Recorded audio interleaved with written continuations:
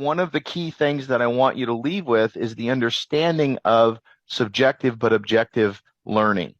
What you're doing is you're objectively looking at it like you're a helicopter looking down at the experience like it's driving by.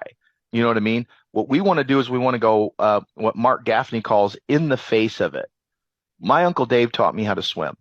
And when he taught me how to swim, the first thing he did was, I remember it was like he had one of those brown paisley couches that was everybody probably had when they were kids. And he had me lay down on the couch and I was going like this. And I can remember him snickering.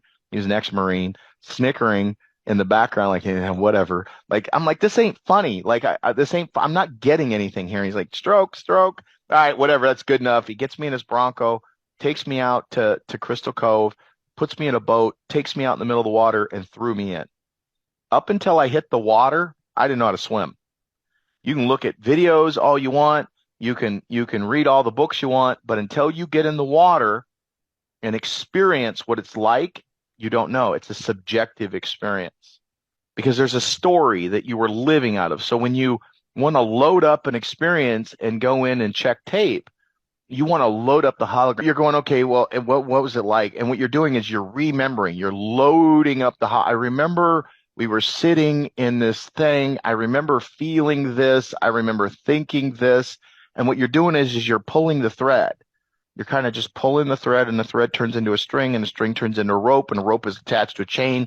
Yank that chain, anchor comes up, boat leaves the harbor. Right? The other thing you can do is stack. And what stacking means is many times, 99.99999% of the time, what you'll find is that the mind craves patterns. So over 20% of your caloric intake goes to managing the brain, right? It's a lot. It's the most energy intensive organ that you have. And so to compensate, it's looking for patterns of, this is what this means. And when you're drinking ayahuasca, we see it in what we call loops. And they'll be stuck in the same scene over and over and over. They just can't break out of it. That's a loop. People out here in the real world are experiencing these loops of experience, same fucked up experience over and over and over, and they don't know it because they're creating it unconsciously, subtly under the water. And it just keeps projecting out because the mind is trying to right itself.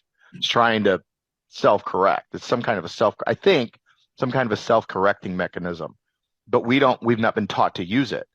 And so you start to look if the mind craves patterns to operate and make sense of reality, then it would make sense. This is something it would make sense that the suffering that you experience should be a pattern as well, right?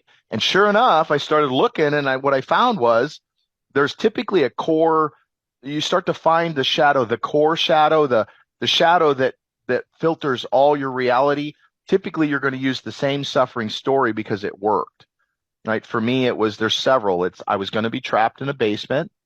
You're going to be a bum, and you're going to be rejected. Those are the three that I've got a firm hold on. And so when I go into this experience of condensing, I know because I've gone in and seen where those are at, I know it's one of these three. It's like, was it this? No. No. Oh, there it is. There's the story I'm telling myself. Okay. And now that I know that I lie to myself all the fucking time this way, I know that anytime I hear myself tell myself this story, it's got to be a fucking lie.